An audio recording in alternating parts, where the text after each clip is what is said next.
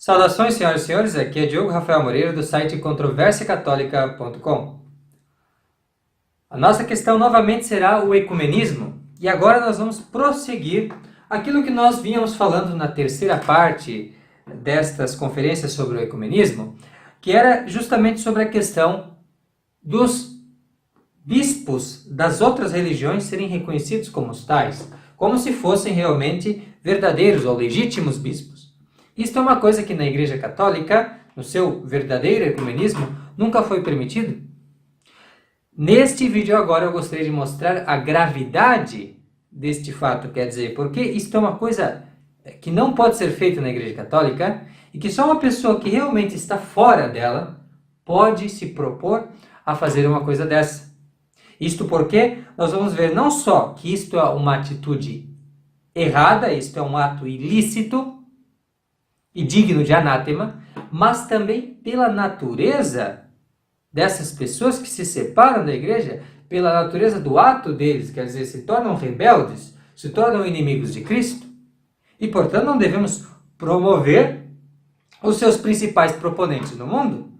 Pelo contrário, nós devemos combatê-los com todas as forças e todas as fibras do nosso coração. Isto é o que ensina a Igreja Católica. Então vamos ver que tratamento a Igreja dá para essas pessoas que não têm laços com ela, e vamos confrontar isso com a doutrina conciliar. E vocês verão que aquele que está dentro da Igreja Católica não pode estar ao mesmo tempo dentro da Igreja Conciliar, porque as doutrinas são rivais. E a Igreja Conciliar aceita uma evolução de mentalidade, aceita uma mudança de conversa que é anatematizada pelo catolicismo. Então vamos ver o que diz o Papa Pio IV no Concílio de Trento. Ele fala assim: este sínodo decreta que todos os que chamados e constituídos só pelo povo ou pelo poder e magistratura secular escalam ao exercício desses ministérios ou os arrogam por veleidade própria, não sejam considerados ministros da Igreja, mas, ao contrário, ladrões e salteadores, já que não entram pela porta. Papa Pio IV, Concílio de Trento, 23ª sessão, 15 de julho de 1563. E o mesmo Papa Pio IV continua, já na sessão dos cânones, da mesma sessão do concílio, ele diz assim: se alguém disser que os que nem são devidamente ordenados pelo poder eclesiástico e canônico, nem mandados, mas vêm de outra parte, são legítimos ministros da palavra e dos sacramentos, seja anátema. Papa Pio IV, Concílio de Trento, 23ª sessão, cânon número 7, 15 de julho de 1563. Agora vamos ouvir o que João Paulo II tem a dizer sobre isso. João Paulo II, que cai sobre o anátema do Concílio de Trento e que diz exatamente o contrário. Então preste atenção, isso é muito importante. Ele fala assim, com aquela voz de cordeiro, com aquela aparência de cordeiro, mas voz de dragão. Ouçam o que ele diz. Ele fala assim: acontece, por exemplo, que, segundo o espírito mesmo do Sermão da Montanha, oh, que beleza! Os cristãos pertencentes a uma confissão já não consideram os outros cristãos como inimigos ou estranhos, diríamos nós aqui, ladrões e salteadores, como disse o Concílio de Trento, mas veem neles irmãos e irmãs. Por outro lado, mesmo a expressão irmãos separados, o uso tende hoje a substituí-la por vocábulos mais orientados a respeitar a profundidade da comunhão. Isso, comunhão com ladrões e salteadores, isso mesmo.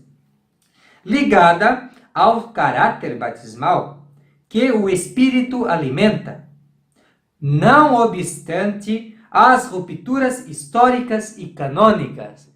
Quer dizer que o que o Concílio de Trento disse sobre aquelas pessoas que fora do direito canônico da igreja, se arrogam o título de bispos, de padres, de pastores, seja o que for.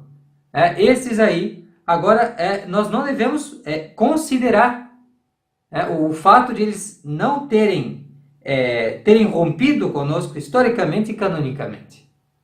Então, o anátema de Trento não vale mais. Para eles, isso foi esquecido, abandonado pelo Vaticano II. E ele explica por quê. Olha só.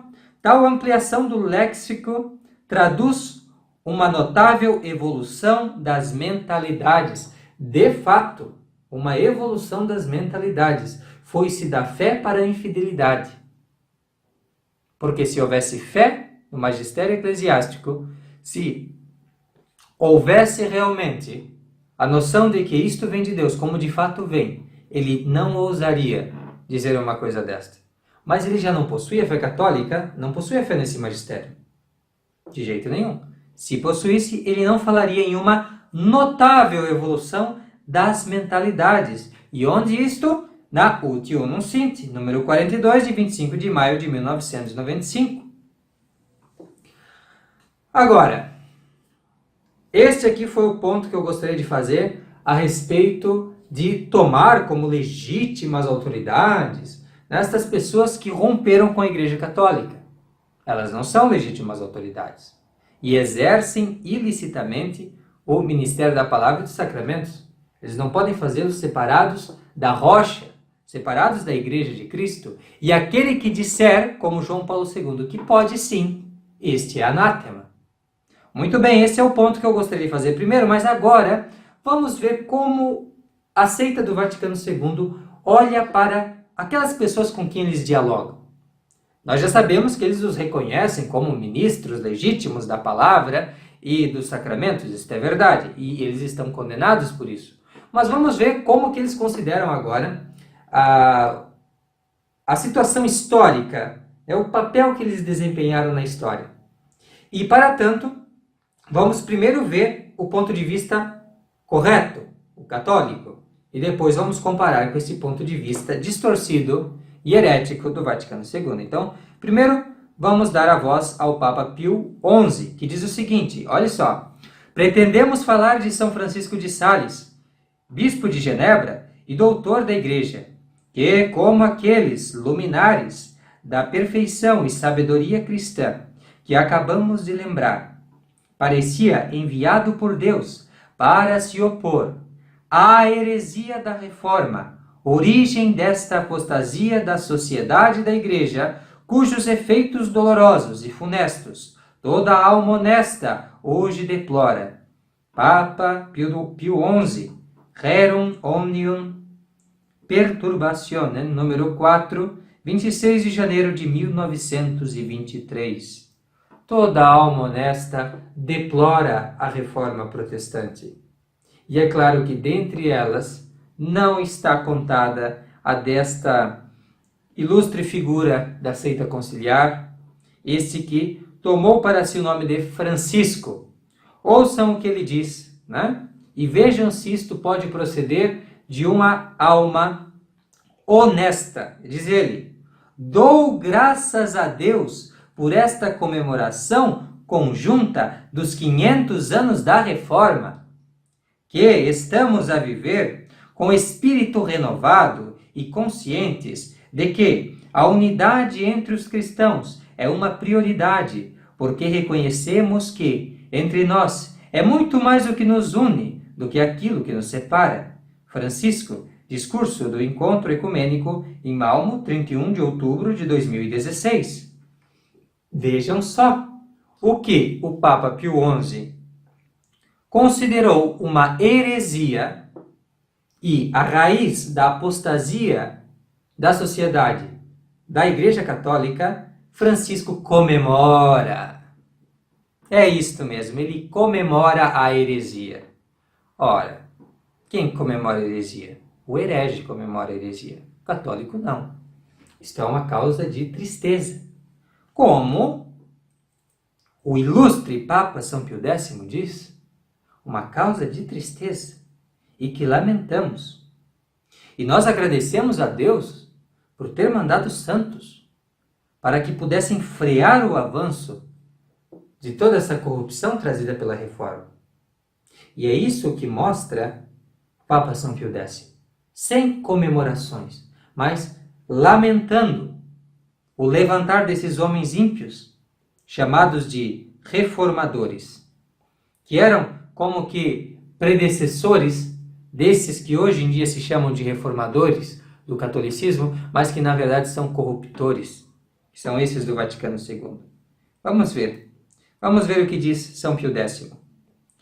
Em meio a esses flagelos, elevaram-se homens orgulhosos e rebeldes, inimigos da cruz de Cristo, homens de sentimentos terrestres, que não tinham por Deus, senão o próprio ventre. Esses homens, em lugar de se aplicarem à reforma dos costumes, negavam os dogmas, multiplicavam as desordens, relaxavam para si e para os outros o freio da licença, ou pelo menos, desprezando a direção autorizada da Igreja para lisonjear as paixões dos príncipes e dos povos mais corrompidos, chegavam, por uma espécie de servidão, a derrubar a doutrina e a Constituição e a disciplina da Igreja.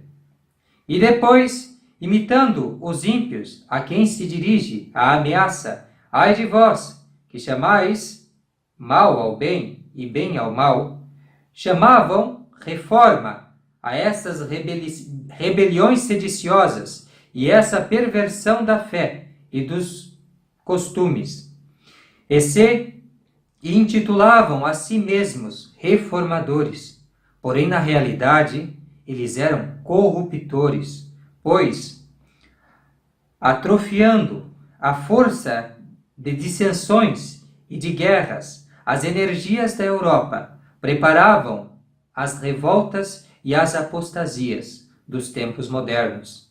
São Pio X, Edite Sepe, número 9, 26 de maio de 1910.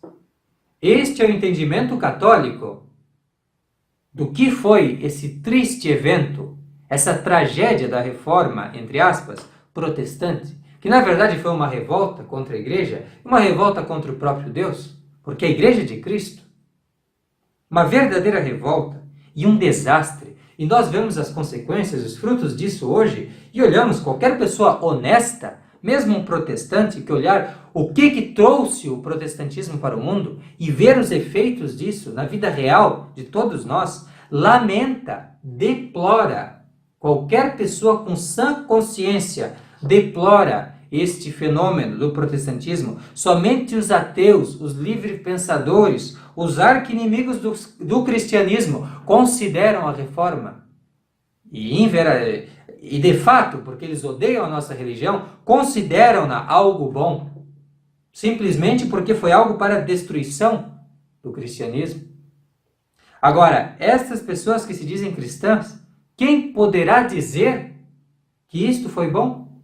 E eu te respondo, João Paulo II dirá. Sim, senhores, ele dirá, ouçamos o que ele diz a respeito. Ele diz assim, o meu pensamento dirige-se hoje a uma data memorável da história da cristandade ocidental, há 450 anos. Os predecessores dos nossos irmãos e das nossas irmãs de confissão evangélica luterana submeteram ao imperador e à dieta imperial em Augsburgo um escrito com o intuito de testemunhar o seu credo em uma igreja santa, católica e apostólica. Esse escrito entrou na história do cristianismo com o nome de Confessio Augustana. Como texto confessional, representa ainda hoje documento fundamental para o credo e a vida de igrejas dos cristãos luteranos e ainda para outros. A nossa gratidão é tanto maior quanto vemos hoje sempre com mais clareza do que então, mesmo que a construção da ponte não tenha tido êxito, que a tempestade dos tempos poupou importantes pilares desta ponte. O diálogo intenso E desde há muito tempo, iniciado com os luteranos, que o Concílio Vaticano II solicitou e ao qual abriu o caminho, fez-nos descobrir como são grandes e sólidos os fundamentos comuns da nossa fé cristã. João Paulo II, discurso por ocasião do aniversário da Confessio Augustana, 25 de junho de 1980. Então vejam só, meus amigos, nós temos aqui mais uma comemoração. Vocês estavam reclamando que o Francisco comemorava os luteranos, mas olhem aqui João Paulo II fazendo exatamente a mesma coisa. Comemorando a reforma, uma reforma que dilacerou a cristandade. Como é que ele pode fazer isso sem ser um protestante e ainda dos piores? Porque somente os mais liberais podem ver algum progresso no que dilacerou a igreja, no que dilacerou as energias espirituais da Europa, o que acabou com a cristandade em meia Europa. Algo deplorável que, no entanto, eles comemoram. E eles falam tanto das coisas comuns. Falam tanto que nós devemos considerar a beleza daquilo que sobrou desta ponte, que destruíram os próprios protestantes. Eles que dizem que nós devemos, então, nos alegrar, ser gratos por todas essas coisas comuns. Né? É isto que a Igreja Católica ensina? É isto que a Igreja ensina? No nosso diálogo ecumênico devemos, então, promover o que é comum e negligenciar o que há de diferente, que nos separa e que é realmente o que desagrada a Deus? É isto que a Igreja ensina? Ou ela ensina que nós devemos promover o catolicismo, de modo que todos sejam católicos e assim agradem a Deus, com a fé que Deus nos revelou? Qual é a posição católica? Você já sabe qual é a posição católica. E se não sabe, o Papa Pio XII vai te lembrar. Assim ele diz: e mais, que nem sob pretexto de alimentar a concórdia, é lícito dissimular um dogma sequer. Com efeito, como adverte o patriarca de Alexandria, desejar a paz é o maior e principal bem. Mas por este motivo, não se pode desprezar a virtude de piedade para com Cristo, pelo que não conduz à suspirada volta dos filhos errantes à fé, legítima e reta em Cristo, aquele caminho e método que propõe apenas os pontos de doutrina em que combinam todos, ou pelo menos a maior parte das comunidades que ostentam o nome cristão, mas antes, aquele que põe como fundamento da concórdia o consenso dos fiéis cristãos, todas e íntegras as verdades divinamente reveladas. Papa Pio XII, Orientalis Ecclesiae, número 8, 9 de abril de 1944. Veja aqui o Papa falando da importância da virtude da piedade, a virtude da religião, que é colocar com toda a submissão, em primeiro lugar, este fundamento que nos foi dado por Deus, que é a fé, as verdades que Ele nos ensinou, para que com essas verdades nos salvássemos e salvássemos a outros. Esta é a verdade que temos e guardamos como um depósito sagrado. Isto não pode ser escondido debaixo do alqueire, isso não pode ser abandonado por uma concórdia falsa entre os cristãos. Mas é justamente esse o princípio, o método adotado por esta falsa religião do Vaticano II, que usa o método dos hereges porque já é ela um cadáver, como esses corpos heréticos são cadáveres do cristianismo.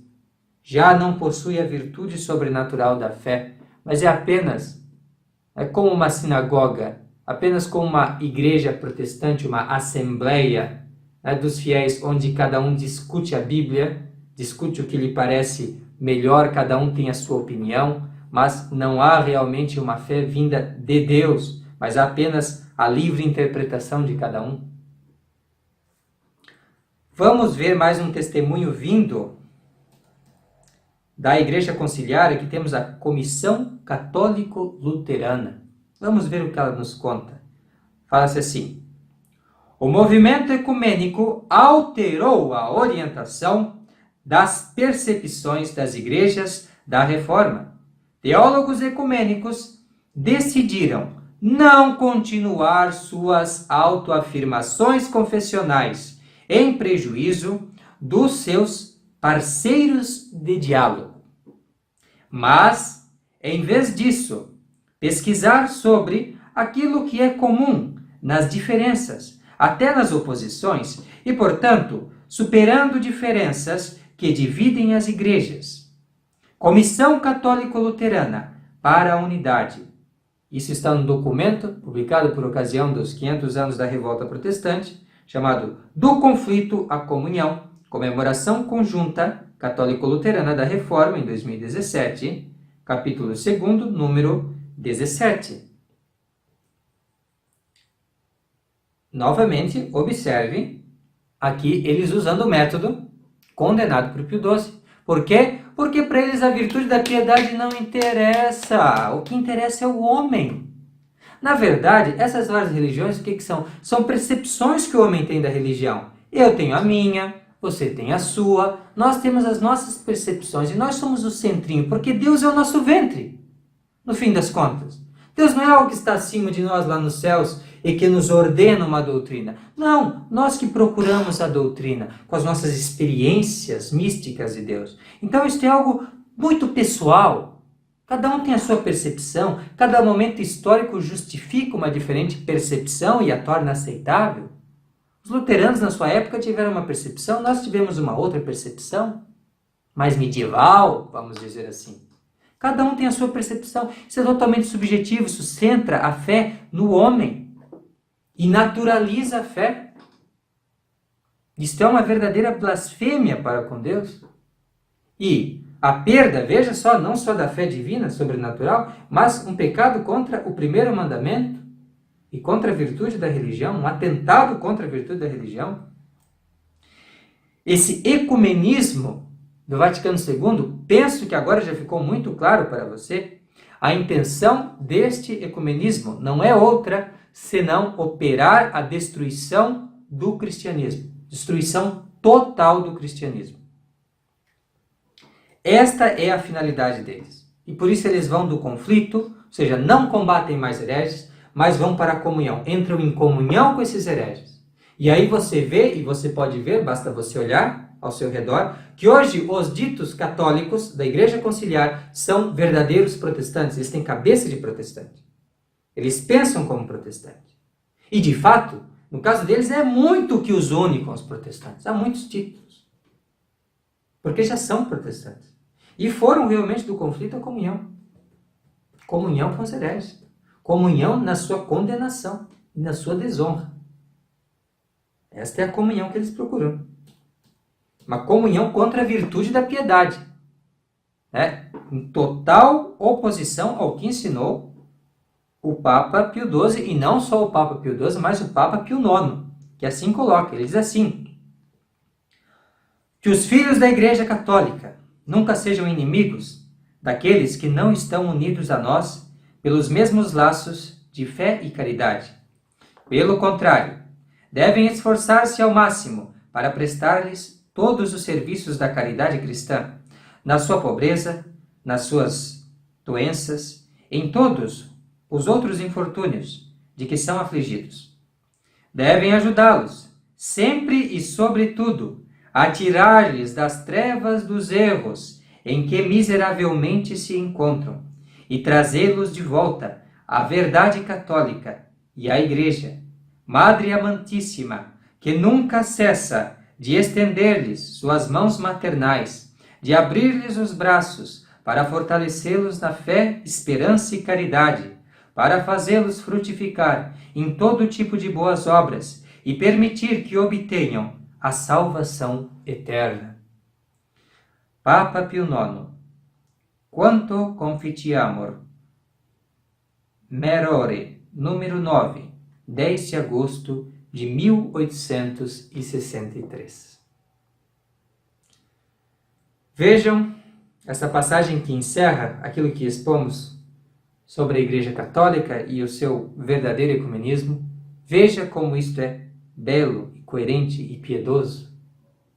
Tão católica. Esta é a nossa Igreja. Esta é a nossa Igreja Católica que tanto amamos e que tanto ama o mundo. Ama o mundo porque ela busca a conversão deste mundo. Ela ama o mundo de modo que ela dá testemunho desta verdade que pode salvá-lo, de fato. Né? Pode dar-lhe a vida, a salvação eterna. Somente a Igreja Católica pode oferecer isto ao mundo.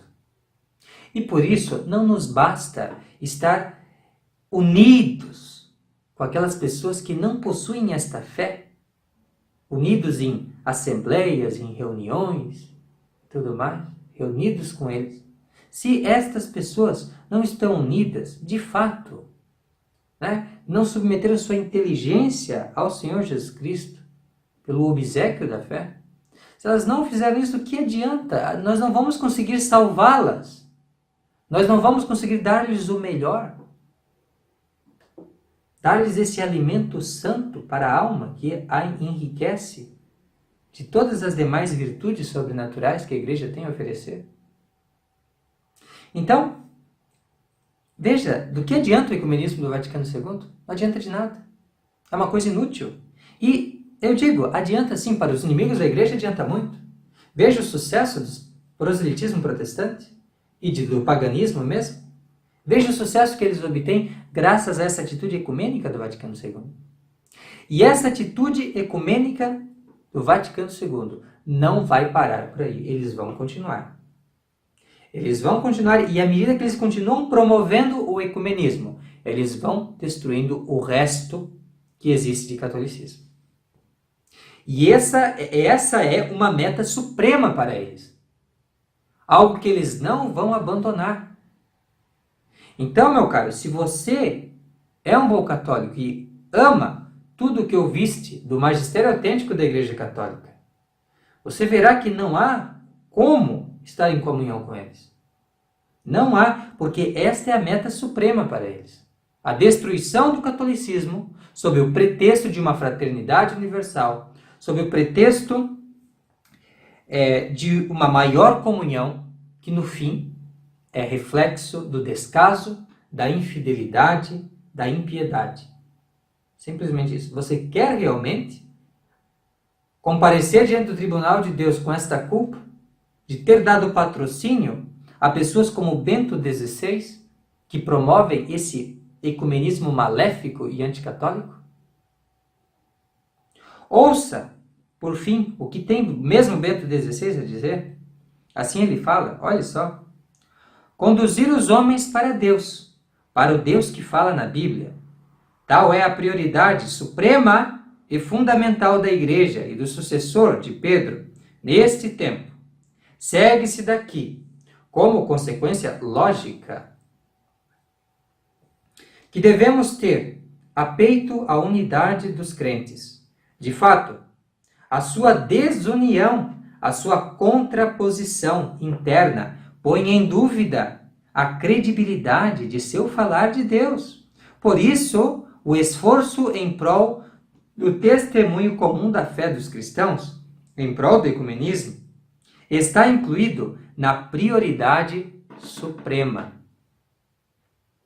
A isto vem juntar-se a necessidade de que todos aqueles que creem em Deus procurem juntos a paz, tentem aproximar-se uns dos outros, a fim de caminharem juntos, embora na diversidade de suas imagens de Deus, para a fonte da luz. É isto o diálogo interreligioso.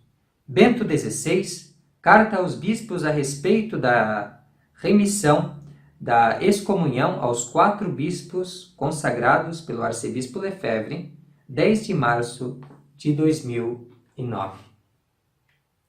Veja o subjetivismo deste rato modernista chamado Ratzinger, este rato do modernismo. Veja o subjetivismo dele. Veja se isso de alguma forma lembra-te do Leão X, de Leão XIII, de Pio XII? Você vê esse subjetivismo no magistério católico? Dizendo que a fé revelada por nosso Senhor Jesus Cristo, né, é uma imagem de Deus. Mas existe uma diversidade de imagens de Deus e nós devemos promover a paz apesar de eles terem essas diferentes imagens. Como se fosse possível a paz verdadeira sem nosso Senhor Jesus Cristo. Eles querem buscar a paz sem Cristo. Eles querem buscar a comunhão sem a fé de Cristo. Meus amigos, essas pessoas são verdadeiros ateus. Eles querem fazer tudo, querem fazer horrores e misérias sem Jesus Cristo. Eles não precisam da fé para o seu ecumenismo. Eles não precisam nem do Cristo para obter a paz.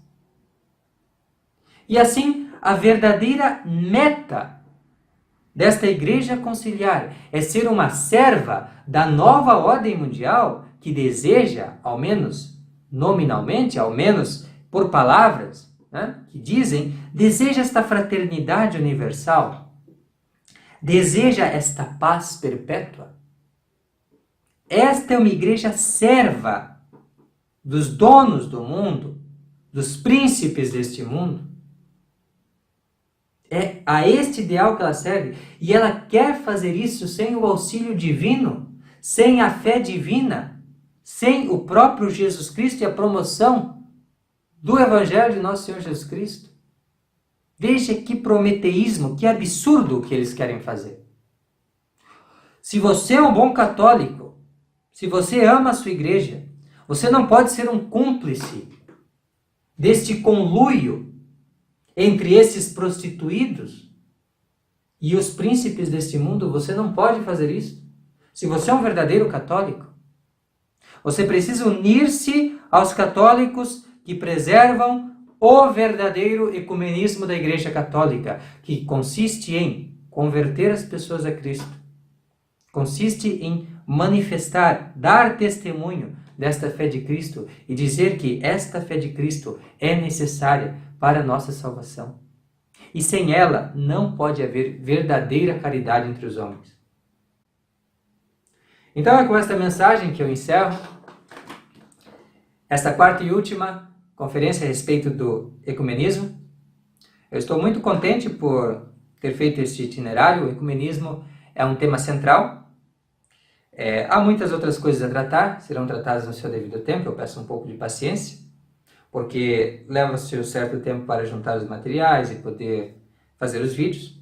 Mas antecipo que, se alguém possui alguma dúvida sobre um assunto que ainda não foi tratado, sinta-se à vontade, pode colocar nos comentários, pode também mandar mensagem pelo WhatsApp, entrar no nosso grupo, fazer perguntas, pode também mandar mensagem pelo Facebook, enfim.